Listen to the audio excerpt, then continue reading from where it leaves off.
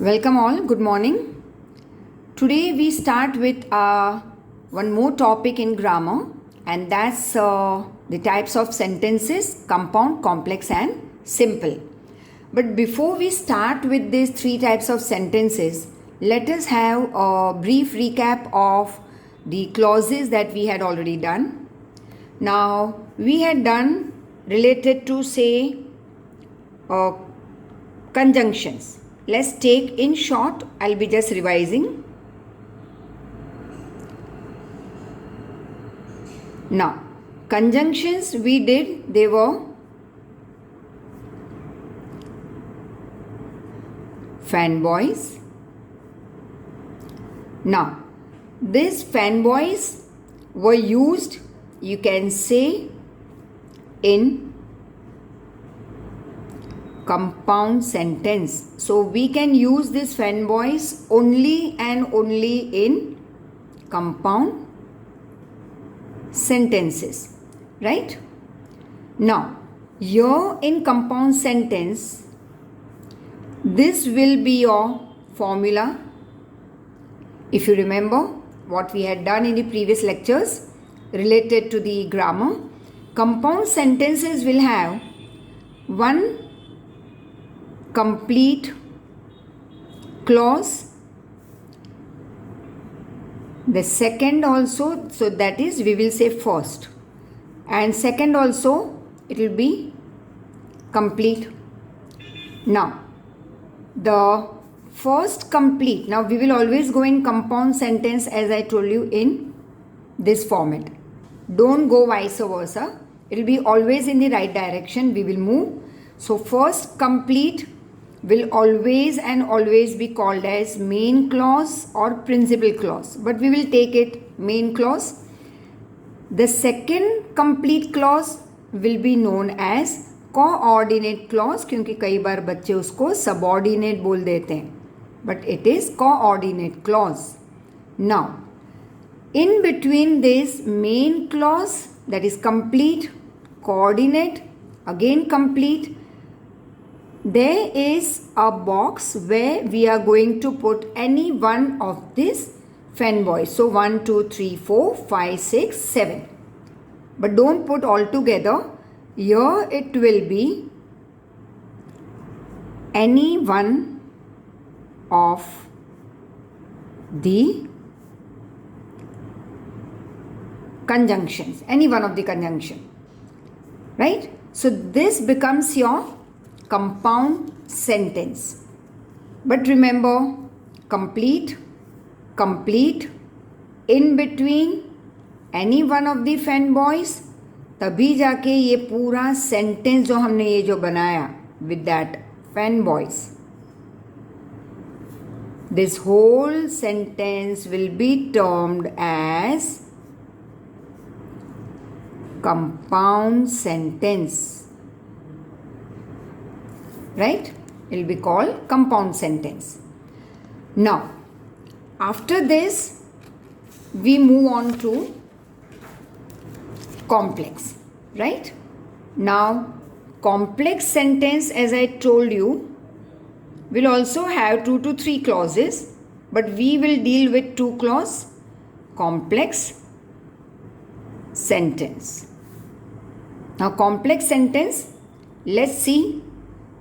जैसे हमने फैनबॉयज़ यूज़ किए थे कंपाउंड में, कॉम्प्लेक्स में अगर कुछ याद है तो मैंने बॉक्स बताया था जहाँ पे मैंने कहा था बहुत सारे यहाँ पे भी कंजंक्शंस होंगे, बट ये कंजंक्शन हम क्या कहेंगे?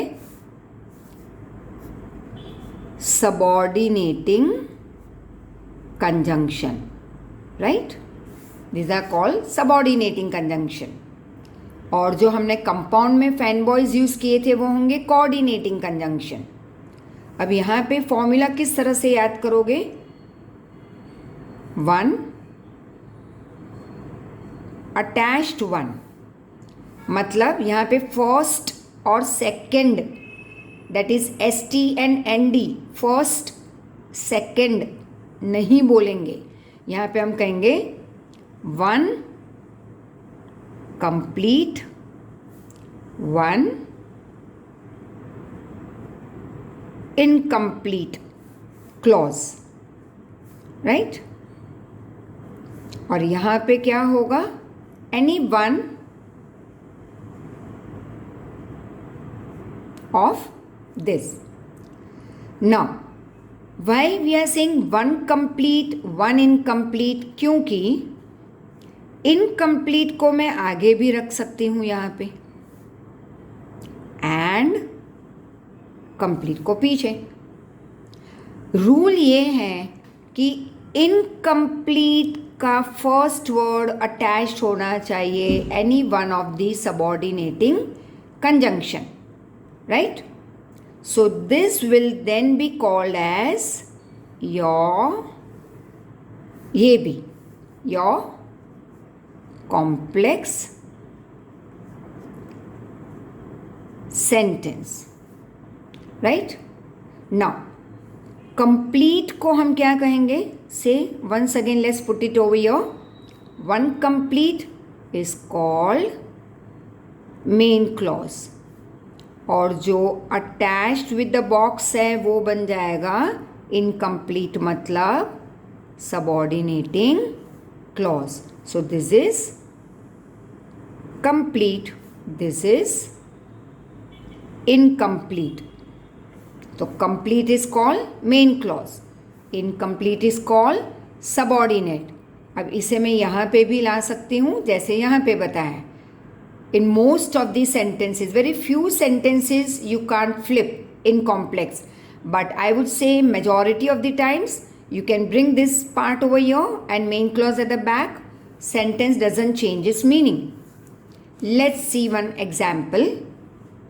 Just an example.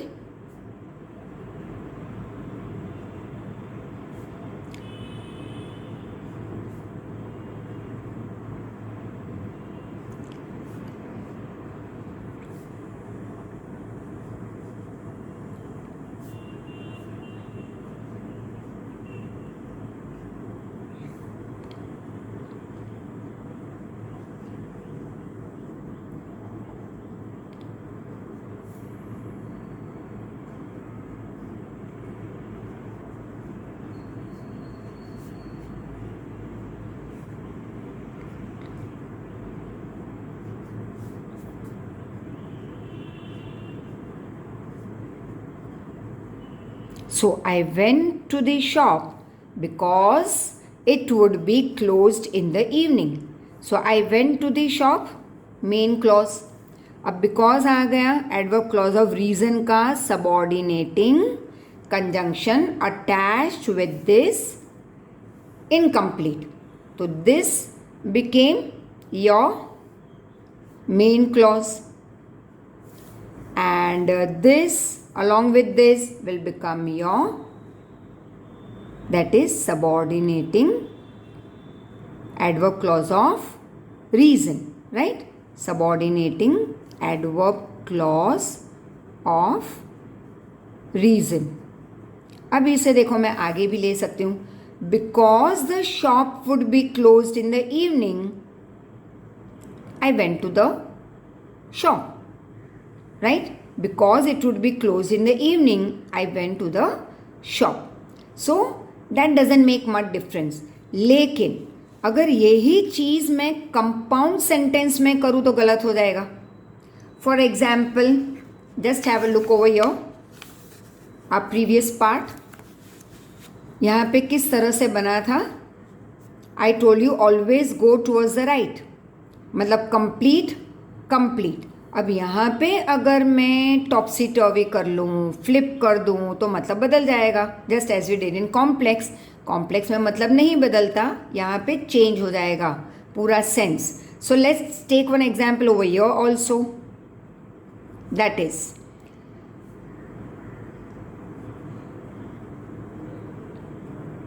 I worked hard,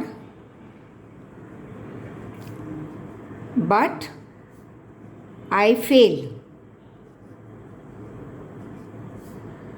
थोड़ा ज़्यादा इंटरेस्टिंग सेंटेंस और भी हम बना सकते हैं। I didn't work hard but I passed, right? But let's take this over here. अब ये क्या बना? Coordinating conjunction. I worked hard, main clause, I failed, वो भी कंप्लीट है लेकिन कोऑर्डिनेटिंग क्लॉज, राइट। अब ये बन गया कोऑर्डिनेटिंग कंजंक्शन। कॉम्प्लेक्स में यूज करते थे जो बीच में connected, that was subordinating, this is coordinating conjunction. अब इसे तुम उल्टा नहीं लिख सकते, I failed but I worked hard, ये गलत हो जाएगा। तो यहाँ पे फ्लिप अलाउड नहीं है, राइट, कंपाउंड में। सो this is right, wrong, we can't use it, understood? So now let's move ahead with the complex sentence. So now in this complex sentences we already saw कि यहाँ पे तुम flip कर सकते हो, और compound में जैसे मैंने अभी दिखाया कि वहाँ पे हम वो flip system follow नहीं करेंगे, right? Now one more example so that you can understand this complex in a better way, like you can say, let's take this time this box in the beginning. Though I ran fast, I missed the bus or train. Let's write bus. अब यहाँ पे ये हुआ main clause, right. This becomes your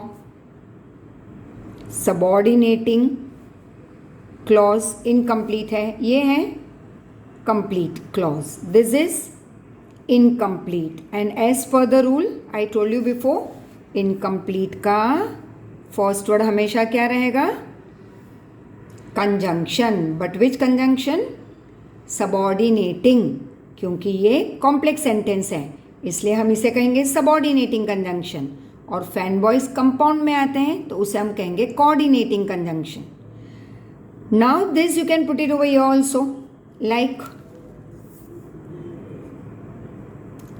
I miss the bus,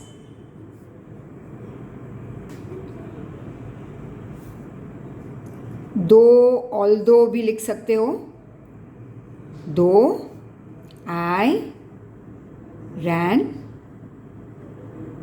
fast. So this is your subordinating conjunction and this was adverb clause of reason.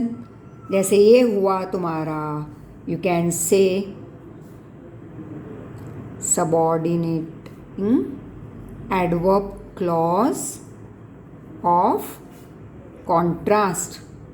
दौड़े क्यों, बस पकड़ने, तो दौड़े लेकिन उसका ऑपोजिट हो गया, बस ही मिस कर दी। हार्डवर्क किया क्यों, पास होने के लिए, लेकिन फेल हो गए। तो when your one action goes contradictory to the other, we use though या ऑल्दो, तो हम उसे कहेंगे adverb clause of contrast. So just one example let me give you related to your various adverb clauses, right? So related to again your complex part,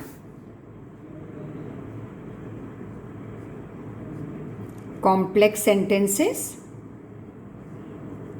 Now here just take care to see कि complex sentence जैसे मैंने कहा था कि बहुत सारे subordinating conjunction ही use करेगा, that is the first thing. So subordinating conjunction used from that big box. Second, it will have one complete plus one incomplete, right, this attached.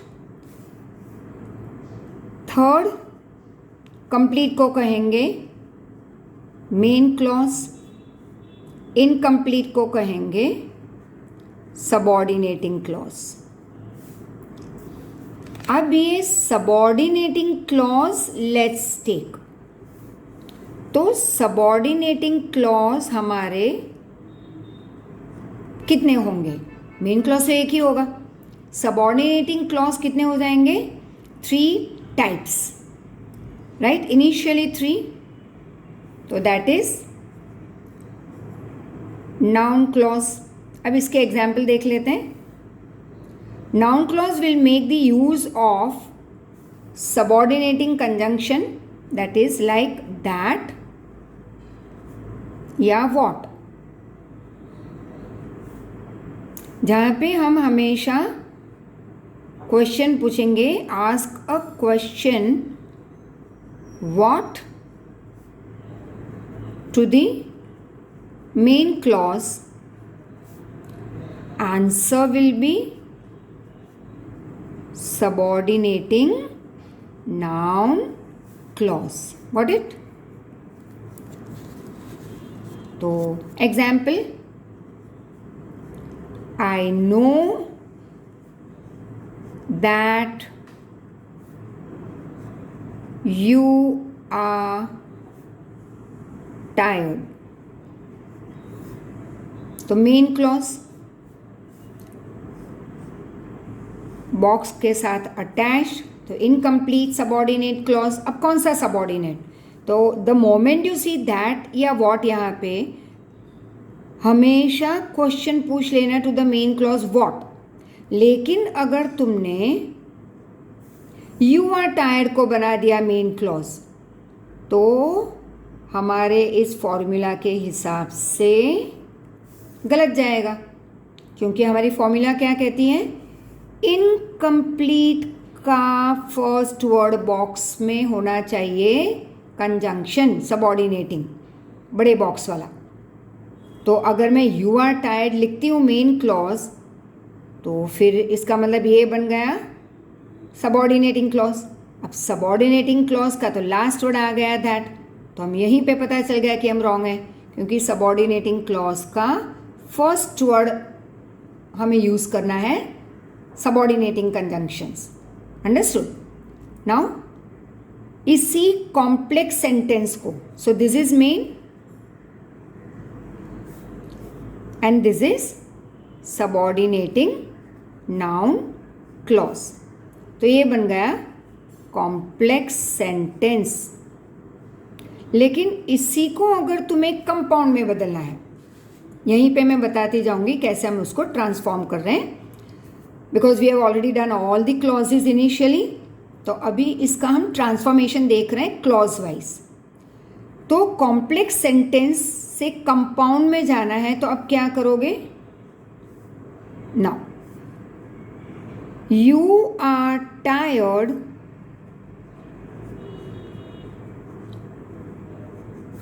And I know it.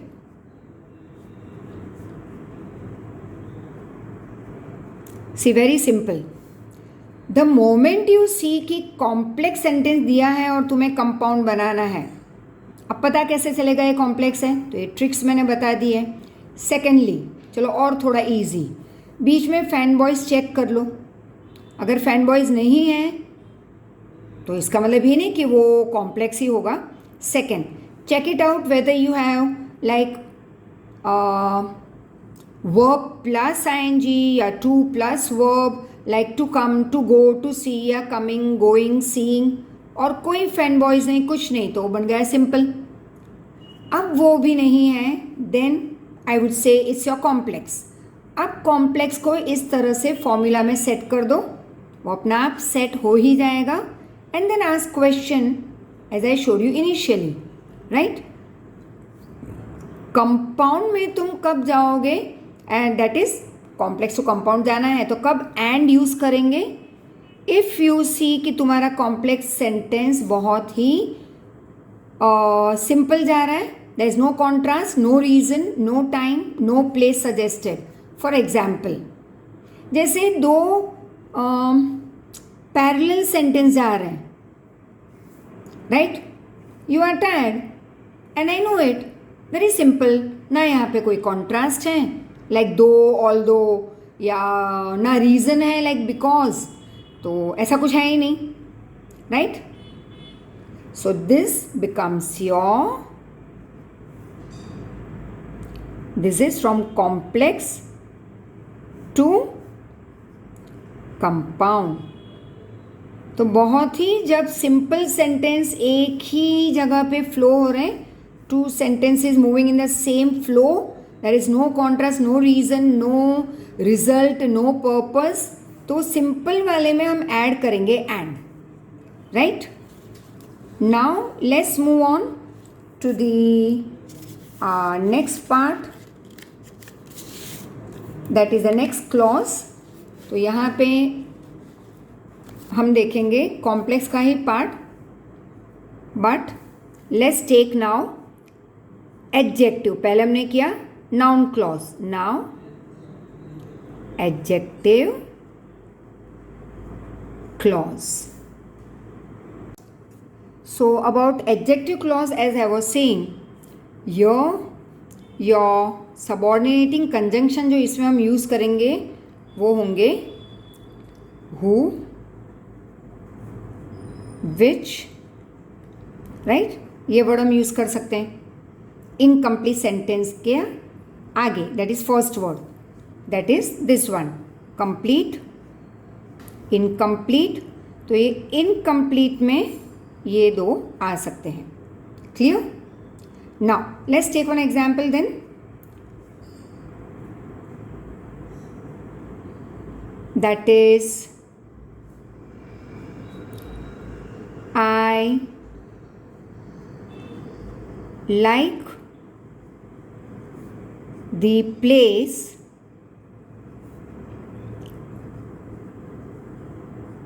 which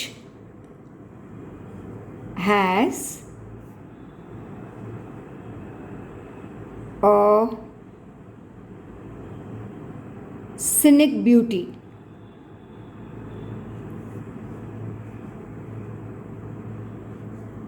right now अब देखो, आई like the place हो गया main clause, complete sense है इसमें। If I say which has a scenic beauty, तो यहाँ पे तुम कहोगे it doesn't have any sense. तो सिर्फ when I say dear which has a scenic beauty, अब ये which has a scenic beauty तो समझ में नहीं आया, तो ये बन जाएगा बड़े बॉक्स का निकला हुआ एक छोटा सा सबऑर्डिनेटिंग कंजंक्शन। बट क्या कर रहा है ये word, describes, it is describing, मतलब कि नाउन को डिस्क्राइब कर रहा है with a word which, so this becomes your subordinating adjective clause. अब कैसे पता चलेगा, एक तो मैंने कह दिया हु या विच, ह्यूमन बीइंग को डिस्क्राइब करना है तो हु, बाकी सबको डिस्क्राइब करना है तो विच, लेकिन एडजेक्टिव है क्या, you already know, whenever we describe a noun it is called, that describing word is called adjective. तो अब यहाँ पे ये नाउन है, ये noun, this is noun, right. इसे हमने डिस्क्राइब किया by using this word which. लेकिन अगर तुम्हें जानना है कि भाई ये एडजेक्टिव क्लॉज है या नहीं, तो फिर हम क्वेश्चन कौन सा पूछेंगे, which, right. So ask a question which to the main clause, तो आंसर मिलेगा वो क्या होगा, ऑलवेज मेन क्लॉज को पूछेंगे और जो आंसर होगा वो होगा तुम्हारा सबऑर्डिनेटिंग एडजेक्टिव क्लॉज। चलो क्वेश्चन पूछ लेते हैं। आई like the place, which place I like, I like the child who is naughty, which child I like. तो ह्यूमन बीइंग के लिए हु, बाकी सब चीज़ों को, चीज़ मतलब नाउन को describe, it is your today, तो today, day is a noun, place is a noun, thought is a noun, right. तो हर एक नाउन को डिस्क्राइब करता हुआ वर्ड क्या होगा, एडजेक्टिव। और एडजेक्टिव क्लॉज इज विच या हु अटैच्ड होगा। बट क्वेश्चन हमेशा कौन सा पूछेंगे, ask a question which to the main clause and the answer that you get is called subordinating adjective clause, right? अब इसी को वेरी सिंपल इट इज, इसी को कंपाउंड में डालना है. अब ये तो हो गया तुम्हारा complex sentence with adjective clause. लेकिन इसी को अगर तुम्हें कंपाउंड में फॉर्म करना है तो सो कंपाउंड क्या बनेगा? यहाँ पे कोई कॉन्ट्रास्ट है? No. Do you have related to time, place, manner, reason, result? कुछ नहीं. Again it is going parallel, तो हम क्या यूज करेंगे? अब तो बाहर हो गया होगा एंड, राइट? Very simple. जब भी कोई कॉन्ट्रास्ट, रीजन, रिजल्ट एट्सेट्रा ना हो तो हम हमेशा यूज करेंगे and to transform complex to compound. तो इसी को तुम अपने दिमाग में बना सकते हो. I know it's very easy और तुम्हें याद भी रह गया होगा how to transform, right? I like the place and it has a scenic beauty. Yeah, I would say a better way would be a place with a scenic beauty. A place has a scenic beauty and I like it. So this is how you can just transform from complex to compound, compound to simple. But the moment you come towards simple, तो it becomes a different format. तो वो बाद में कर लेते हैं. Now after adjective clause we have 9 forms of adverb clauses. So let's move towards it, but this time it is just single example for explanation. But फिर कैसे उसको ट्रांसफॉर्म करते हैं वो हम मेन सीख रहे हैं इस लेक्चर में, right? So now your 9 adverb clauses. तो फर्स्ट वन टाइम के बारे में एक चेक कर लेते हैं. That as soon as the man saw the police he ran away. और या तुम when भी लगा सकते हो. टाइम रिलेटेड है तो कोई भी वर्ड जो एडवर्ब क्लॉज ऑफ टाइम में आ रहा है तो तुम उस तरह से बना सकते हो. तो हम अलग अलग एग्जाम्पल देखेंगे यहाँ पे सारे एडवर्ब क्लॉजेस के. when the thief saw the police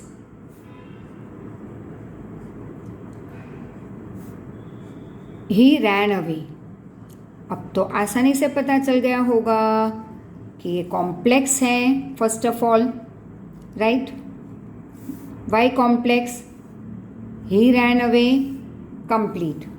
when the thief saw the police incomplete. यहाँ पे वो फ्लिप वाला लिया है, आगे हमने इनकम्प्लीट सेंटेंस लिया है और क्योंकि related to time it is subordinating adverb clause of time, right? और ये है incomplete sentence. This is complete, तो naturally always main clause. ये हुआ complete, right? और ये तुम्हारे बड़े बॉक्स में से निकला हुआ एक subordinating conjunction. अब इसी को कंपाउंड बनाना है तो कैसे करेंगे? और दिस रिलेटेड टू टाइम. तो यहाँ पे क्वेश्चन भी पूछ सकते हो अगर ना पता चले कि कॉम्प्लेक्स है फिर कौन सा क्लॉज है. तो find out the main clause. He ran away. When he ran away, when the thief saw the police. So when you get the answer with when, question तो हर बार मेन क्लॉज को ही पूछना है, but the moment you get the answer by asking when to the main clause it becomes adverb clause of time. अब ये भी एकदम सिंपल जा रहा है तो इसको हम कंपाउंड में कैसे बदलेंगे? ये तो सिंपल वाला जा रहा है, parallel. The thief ran away, right? When he saw the police. तो यू कैन से सबसे पहले एक्शन क्या की, उसने पुलिस को देखा, बाद में भागा, पहले भागा नहीं, पहले देखा। तो हम कैसे लिखेंगे कंपाउंड, और दोनों सेंटेंस बहुत ही सिंपल वे बढ़ रहे हैं आगे, कोई रीज़न रिजल्ट अगेन कुछ नहीं है यहाँ पे। So the thief saw the police and yes, now you got it perfectly, and he ran away. Clear? अगर यहाँ पे बिकॉज होता तो भी यही सेंटेंस बनता, लेकिन यहाँ पे सिस्टम कुछ अलग हो जाती। The thief ran away because he saw the police, right? ये अलग है, ये टाइम के बारे में है, इसी को मैं अलग सेंटेंस भी बना सकती हूँ। Clear? So let's see the different sentence. One more example we can take over here related to adverb clause of time is as soon as, मतलब कि यही हुआ, you can use when also. As soon as the war ended,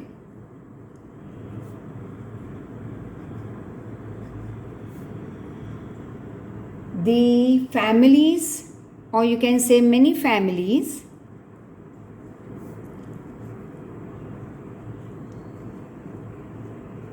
returned home. अब ये again many families return home, main clause, क्योंकि complete sense है। यहाँ पे अगर मैं इतना ही कहूँ, when I start giving you some example of a sentence, अगर मैं इतना ही बोलूँ as soon as the war ended, तो naturally तुम्हारा क्वेश्चन ये होगा, भाई आगे तो बोलो कुछ, क्या हुआ? as soon as the war ended what happened? तो मैं बोल ही नहीं रही, मतलब कि इनकम्प्लीट है। लेकिन अगर मैं ऐड करूँ as soon as the war ended many families returned home, अब ये हुआ पूरा कॉम्प्लेक्स सेंटेंस, कंप्लीट हो गया ये। तो कंप्लीट, इनकम्प्लीट, अब ये इनकम्प्लीट हमेशा हम क्या कहते हैं इसे, इनकम्प्लीट को हर बार क्या कहते हैं? Subordinating clause. लेकिन कौन सा subordinating will depend on the this box में से निकाले हुए वर्ड्स, बड़ा बॉक्स, तो सबऑर्डिनेटिंग कंजंक्शन पे डिपेंड होगा। फिर क्वेश्चन भी पूछ सकते हो तुम, जैसे मैंने कहा ये टाइम रिलेटेड है, तो ask a question when many families return home as soon as the war ended, और व्हेन द वॉर एंडेड, तो मतलब तो वही हुआ। It's just in a different form I showed you कि कहीं पे तुम व्हेन भी यूज़ कर सकते हो या तुम एज सुन एज भी यूज़ कर सकते हो, right? Now after getting confirm कि भाई ये adverb clause subordinate adverb clause of time है और ये बना कॉम्प्लेक्स सेंटेंस, राइट? तो अब इसको हम कंपाउंड में कैसे बनाएंगे? अगेन यहाँ पे तो कोई रीज़न रिजल्ट नहीं है, ना कोई कॉन्ट्रास्ट, ना कोई डिस्क्रिप्शन, तो हम क्या यूज़ करेंगे यहाँ पे? Directly and. Many the war ended and many families return home.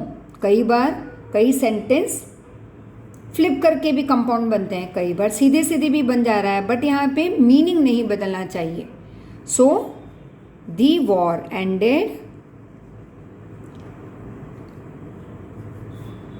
And many families return home. Clear? So complete coordinating conjunction, और बना क्या? Compound, right? And this is complex. Clear? And few more examples to go on with.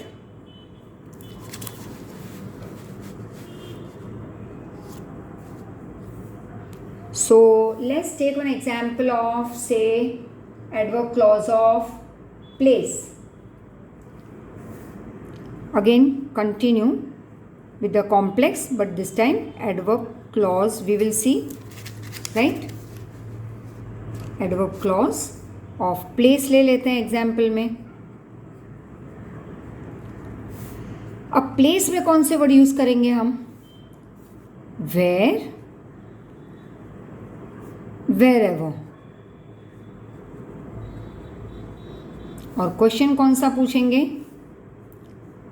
Ask a question where to the, अब तो बैट हो गया होगा, always to the main clause all the questions. और आंसर मिल रहा है अगर विच से तो एडजेक्टिव, व्हेन से तो adverb clause of time, where से जवाब मिल गया है तो answer will be adverb clause of place बन गया, right? So let's take one example now.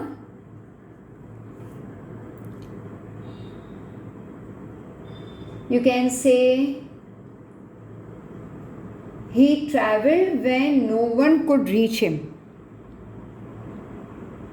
He traveled where no one could reach him. So this is your complex sentence. अब यहाँ पे कौन सा वो बड़े बॉक्स वाला वर्ड कौन सा होगा? वेयर. तो नेचुरली वेयर के साथ अटैच्ड वाला पार्ट अपने आप बन जाएगा सबऑर्डिनेट क्लॉज. लेकिन कौन सा सबऑर्डिनेट क्लॉज? तो मेन क्लॉज को एक क्वेश्चन पूछ लो, ये टाइम के बारे में तो बता नहीं रहा, वेयर है या वेयर एवर है तो place. Ask a question where to the main clause. So where he traveled, where no one could reach him. तो बन गया ये subordinate adverb clause of time. Sorry, adverb clause of place. Clear? अब once again जैसे हमने time में देखा वैसे प्लेस में भी वही है कि ये पैरेलल जा रहे हैं दोनों सेंटेंस, दोनों clause. He traveled, no one could reach him. No reason, result, purpose, contrast, nothing. So same, we are going to make use of and. He traveled and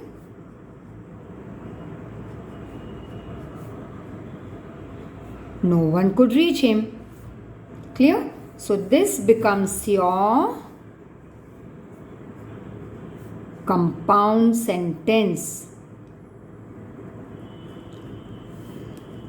अब इसी तरह से एक पार्ट देख लेते हैं. लेट्स सी नाउ जहाँ पे एंड नहीं होगा लेकिन फिक्स्ड वर्ड्स होंगे यहाँ पे.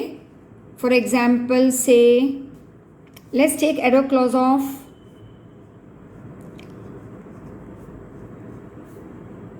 Reason, right? तो रीजन के लिए कौन से वर्ड यूज करेंगे हम कॉम्प्लेक्स में? Because, since, right? As in this box. Clear? So I was absent because I was busy. Any example you can take. I was absent because I was ill. I was absent because I had an important project to complete. Clear? अब यहाँ पे अगर मैं I was busy लिख लेती हूँ main clause तो हमारा ये सिस्टम वाला फॉर्मूला जो है वो गलत जाएगा, क्योंकि फिर ये इनकम्प्लीट हो गया. तो इनकम्प्लीट का तो फर्स्ट वर्ड होना चाहिए बॉक्स, यहाँ पे आ गया last word. It means we are wrong somewhere. तो हमेशा इनकम्प्लीट सेंटेंस का फर्स्ट वर्ड बॉक्स होगा, फिर अटैच्ड. तो ये हुआ रीज़न. तो subordinate adverb clause of reason आ गया, क्योंकि तुम रीज़न बता रहे हो.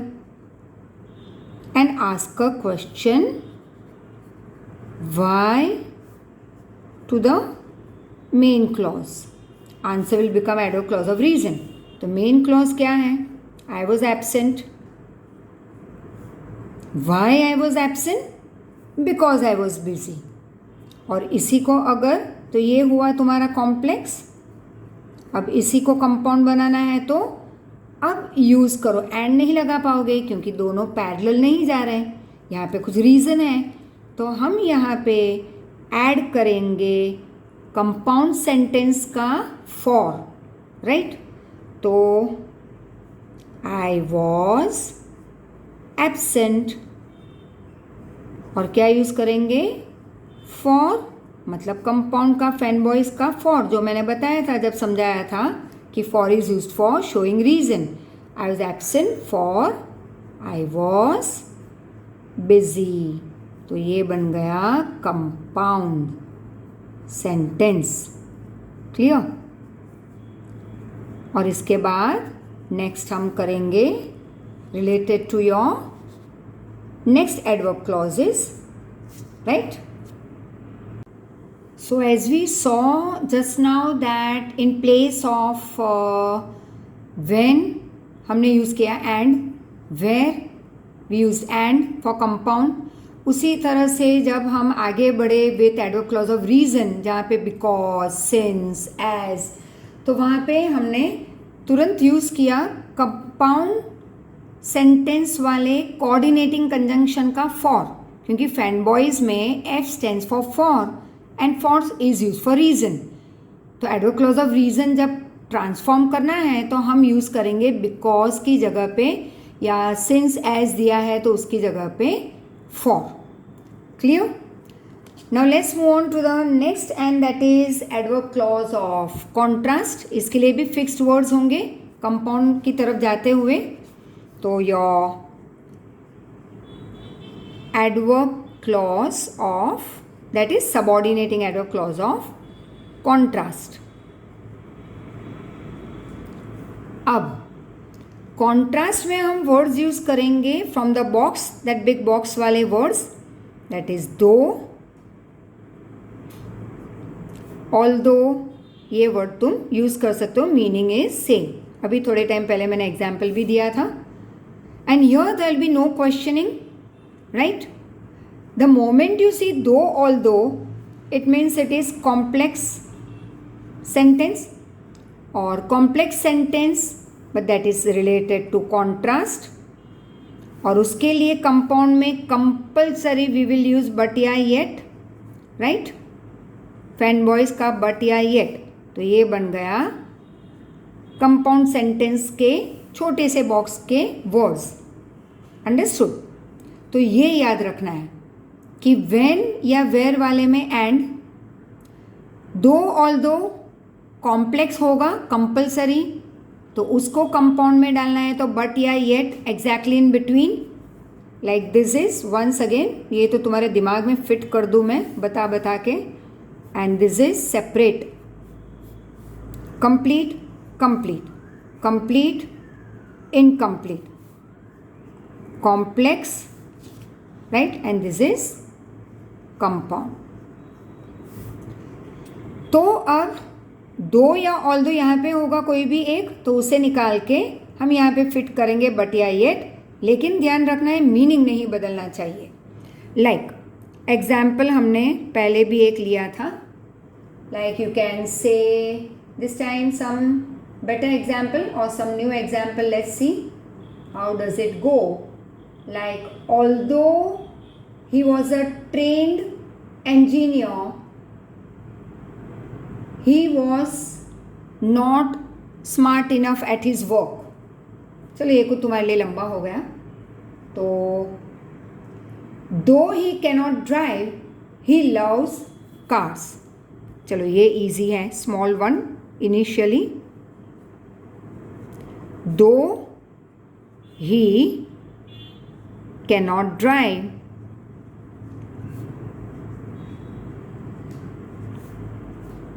he loves cars. Clear? तो समझ में आ गया. कंप्लीट, इनकम्प्लीट, इनकम्प्लीट का first word subordinating conjunction box. So this is your complex. Clear? Complex sentence. इसी को कंपाउंड में डालना है तो कॉन्ट्रास्ट के लिए कौन से यूज किए थे हमने कंपाउंड में? बट या येट. तो don't say but he cannot drive he loves cars, क्योंकि कंपाउंड का रूल है इन बिटवीन, राइट? तो बीच में ही आएगा बट या येट. तो अब सेट करो इस सेंटेंस को जैसे कि मीनिंग ना बदले. ही cannot drive but he loves cars. You can't say he loves cars but he cannot drive. That doesn't make sense by itself. तो सीधे ही लिखेंगे he cannot drive but या yet. but बीच में बॉक्स आ गया कंपल्सरी. he loves cars. जैसे मैंने पहले भी एक एग्जाम्पल दिया था, आई worked hard but I failed. वो कंपाउंड था, उसको कॉम्प्लेक्स में डाले तो बट बीच में से निकाल के स्टार्टिंग में दो लगा दो या although I worked hard I failed. So this becomes compound sentence. Clear? Incomplete, complete.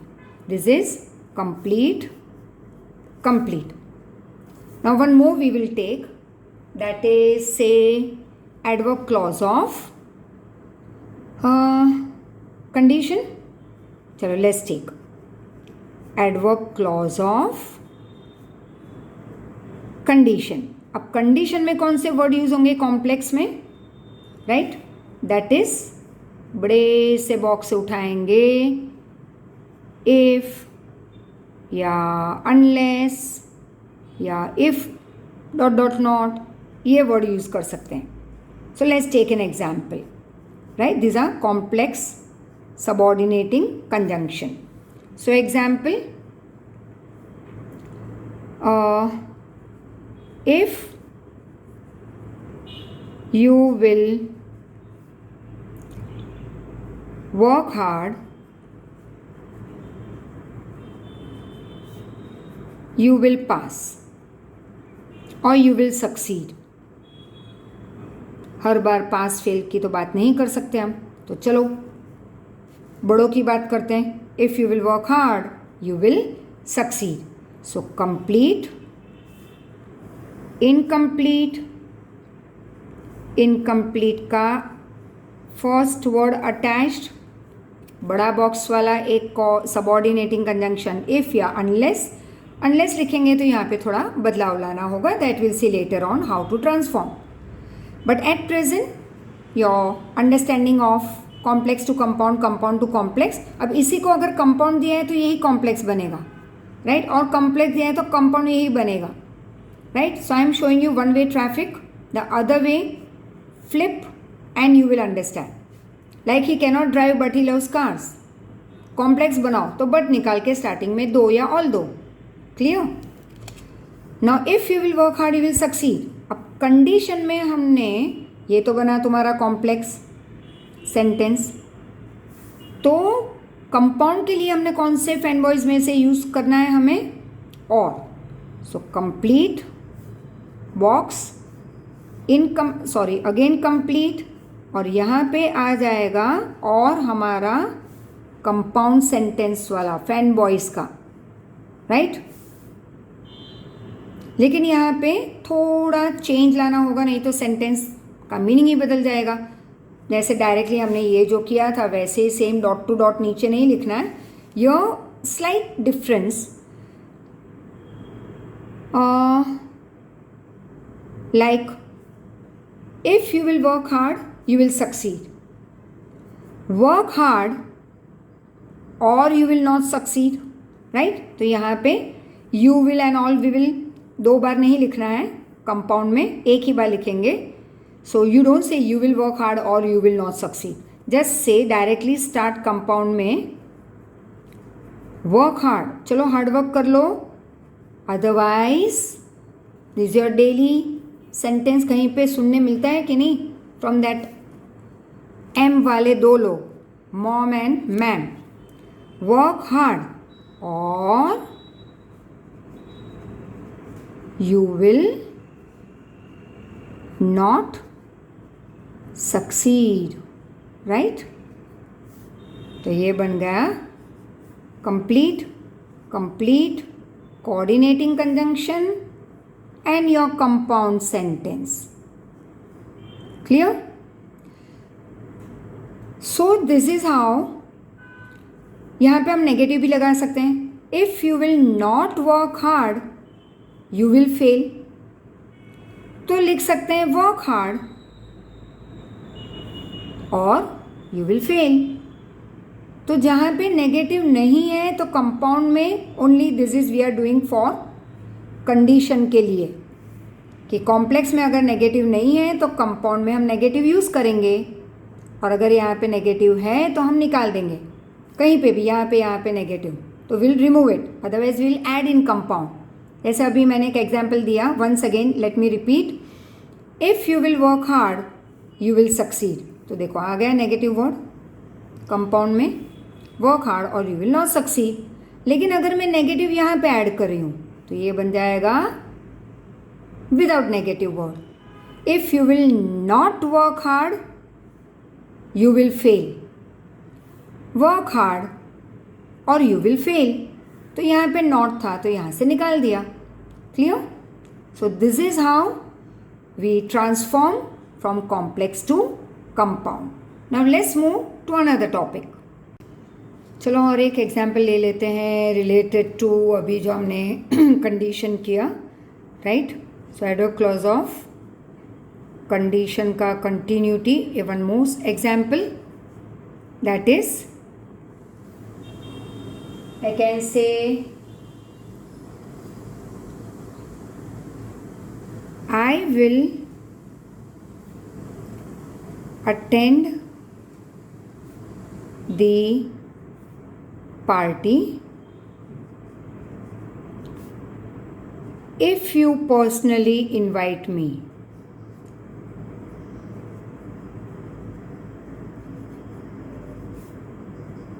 So यहाँ पे अब तक तो एकदम मस्त आ गया होगा कि आ गया इफ़.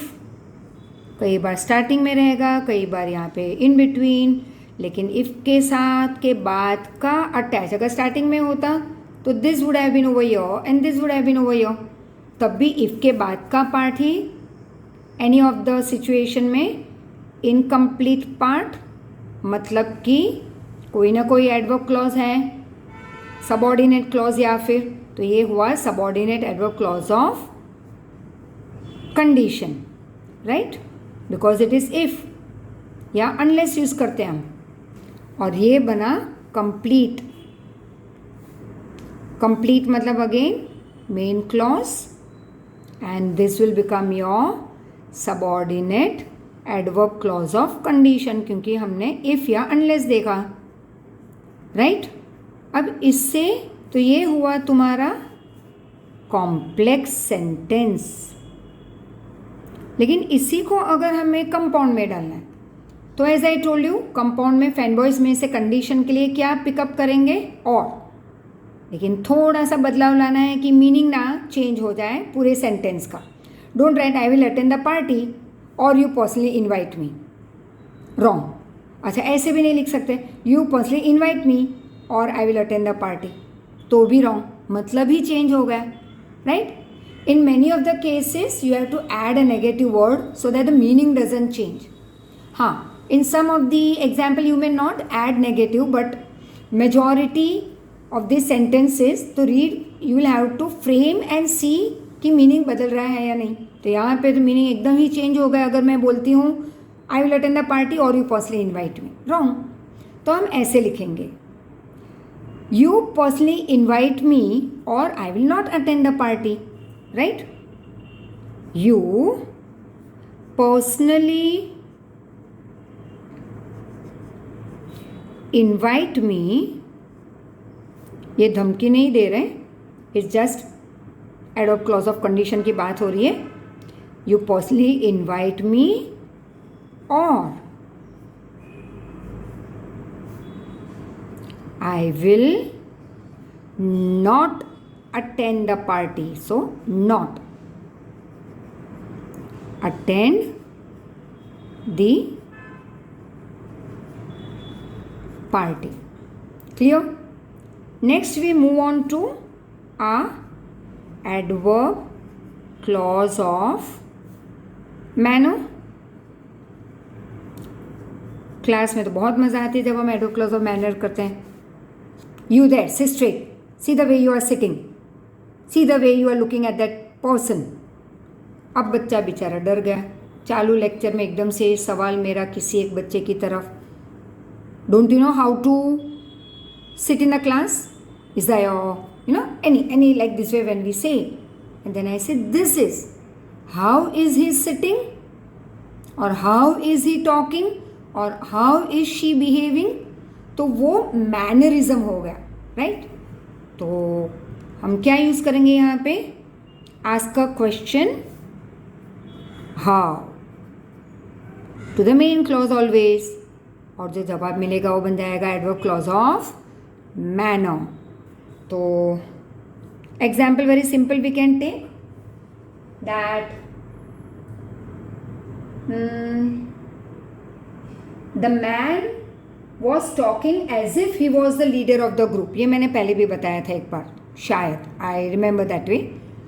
तो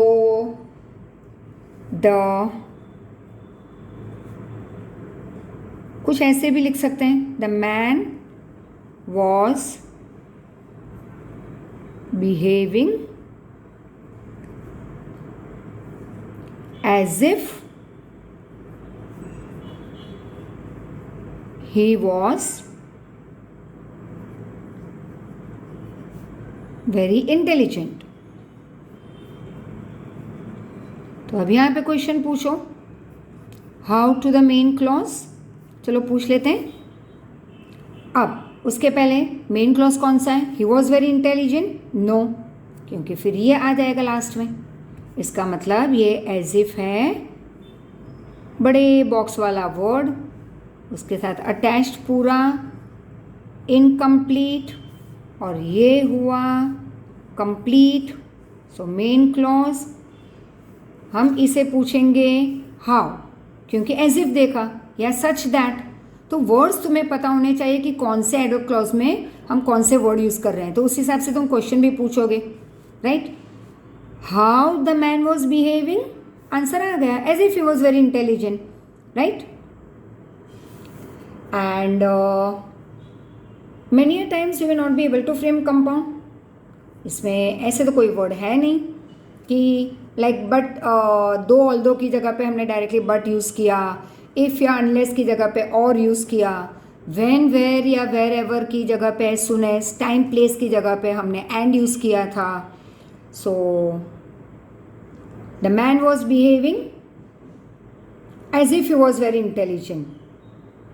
तो ये कंपाउंड में ट्रांसफॉर्म नहीं होगा. See just try. The man was behaving and he was very intelligent. No, he was very intelligent and the man was behaving. No. So but this is just to show you कि ये एक हम adverb clause कर रहे थे साथ साथ में. So just have a look at it, adverb clause of manner. So this is how we keep on moving from, you can say, complex to compound, and from you can say, जैसे अलग अलग complex sentence हमने देखे, when, where, which, if, as if, such that, जैसे as if की जगह पे such that, and बहुत सारे ऐसे कॉम्प्लेक्स हमने देखे sentences, and how to convert it into your compound sentence. And you will be of course asked in exam only those complex to compound sentences जो convert हो रहे हैं, राइट? एंड फिर बाकी के एडवर्ब क्लॉजेस ऑलरेडी हमने पहले इसके जो क्लॉजेस का लेक्चर था उसमें किया था. This lecture is more related to transformation of sentences. Got it? And as you move ahead we can also say that you can take it as one more like simple. Let's see simple में कैसे convert करेंगे. ये भी बहुत simple है.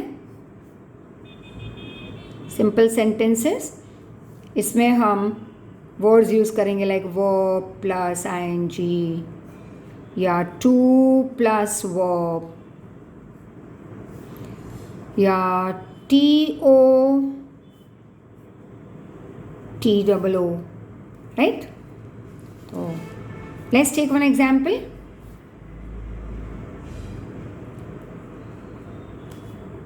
He was so tired that he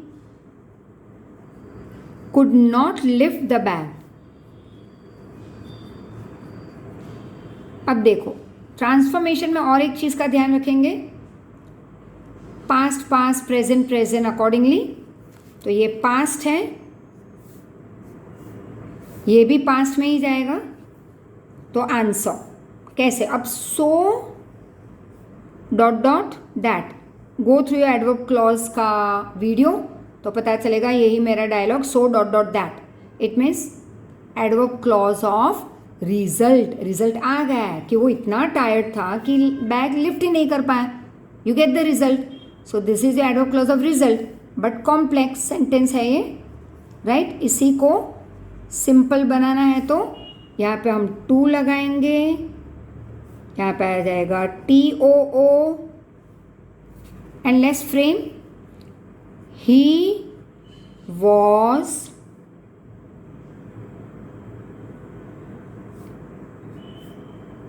to tired to lift the bag. Simple. Sorry for this. TOO TO.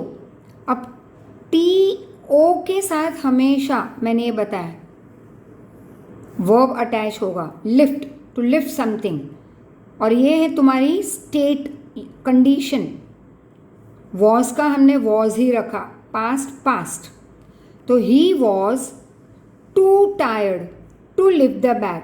Once again negative cut off कर देंगे, और नेगेटिव यहाँ पे नहीं है तो हम ऐड करेंगे. So let's see some more examples we will see over your. So we started with simple sentences, और मैंने बताया था कि वर्ब प्लस आईएनजी या TOO या TO plus verb, that is to plus verb. But sometimes the sentences doesn't ask for these words. तो simple sentence थोड़े और ज़्यादा सिंपल हम बनाएं.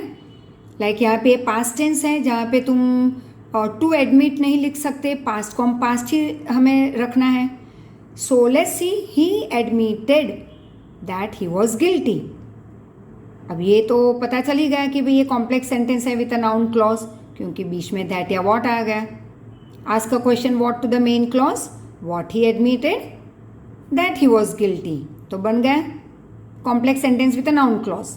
अब इसे हमें निकाल के एक सिंपल सेंटेंस बनाना है without any FANBOYS and without any big box वाले सबऑर्डिनेटिंग कंजंक्शन. सो हम क्या लिखेंगे, he admitted his guilt. Simple. फिर और एक लिखते हैं, tell me when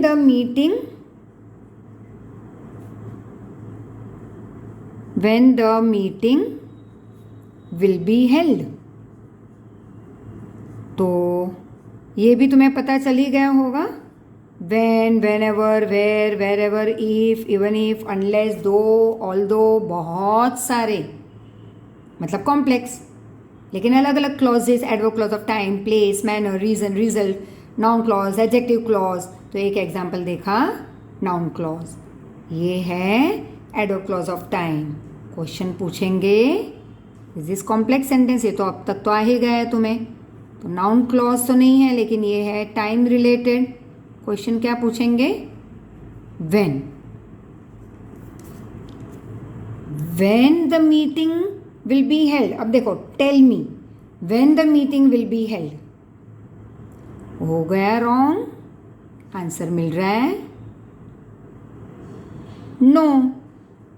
Here the moment you see when doesn't always mean time. तो चलो पूछ लो क्वेश्चन फिर भी एक बार, right? Tell me, what to tell me when the meeting will be held. तो हो गया नाउन क्लॉज एंड नॉट. समझ में आ गया? तो always the first question, always first question हम क्या पूछेंगे? To be asked. To main clause in complex sentence will be what? What. ठीक है, आस्क व्हाट. फिर अगर व्हाट से जवाब नहीं मिल रहा तो हम व्हेन, व्हाई, वेयर आगे बढ़ेंगे. अब यहाँ पे कैसे गलती हो गई समझ में आ रहा है? व्हेन देख के मैंने तो तुम्हें बता दिया टाइम, और तुम भी मेरी हाँ में हाँ ही करते जाओगे. But this is just to show you how sometime we make mistake. When देख के डायरेक्टली टाइम, लेकिन व्हेन पूछा है तो जवाब ही नहीं मिला, लेकिन व्हाट पूछने पे जवाब मिला. मतलब ये वापिस हुआ नाउन क्लॉज. Getting it? तो इसे हम कैसे सिंपल में बनाएंगे? Very simple. प्रेजेंट है तो प्रेजेंट लिख लो. Tell me the time of meeting, right? Simple sentence कैसे बनाओगे? Tell me the time of meeting. Clear? Now, one more we can try over here is, let me say, I have no money that I can lend you.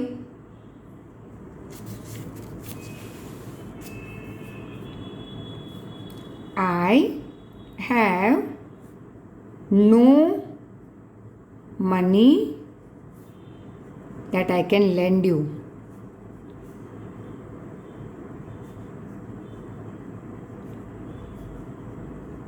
Complex. इसे simple में कैसे बनाएंगे? Very simple. I have no money to lend you. ये बन गया simple. Clear? One more. People who live in glass houses should not throw stones. People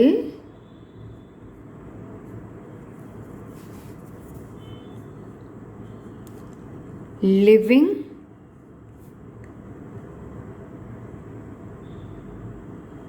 और चलो पहले सिंपल ही लिख देती हूँ, as I have already written living.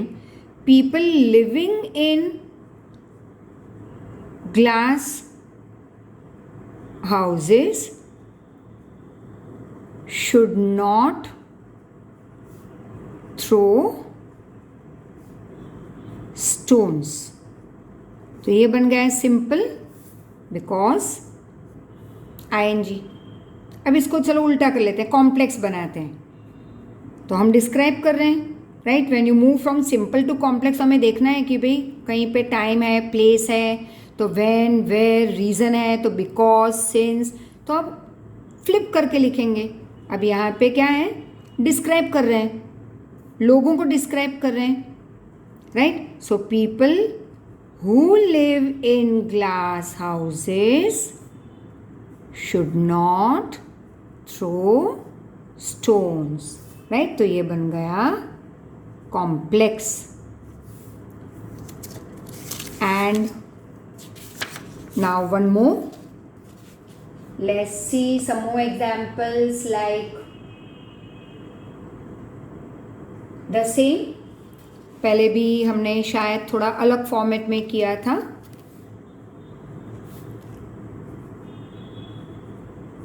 When he saw the teacher,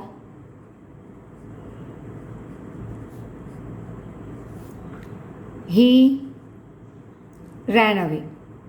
ये तो होगा नहीं, बट जस्ट एग्जाम्पल. अब यहाँ पे when आया, फिर से मैंने क्या बोला था, वॉट पूछ के देखते हैं सबसे पहले. नहीं सेट हुआ, then is okay, when is right. What he ran away नहीं बन रहा, मतलब अब when से पूछो तो राइट होगा. when he ran away, when he saw the teacher. तो main clause, adverb clause of time, complex sentence, और इसे हम बनाएंगे सिंपल.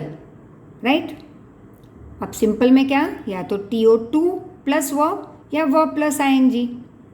तो यहाँ पे we can write on seeing the teacher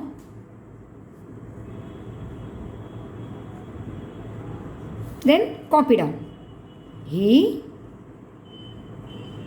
ran away.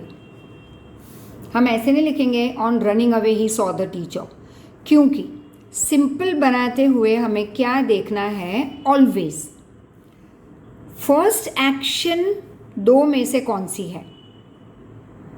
पहले टीचर को देखा या पहले वो दौड़ा. तो सिंपल बनाते हुए हमेशा हमें first action of the human being ढूंढना है दो पार्ट में से, और फिर उस फर्स्ट एक्शन को हम बनाएंगे present continuous, and second action copy down as it is. Right.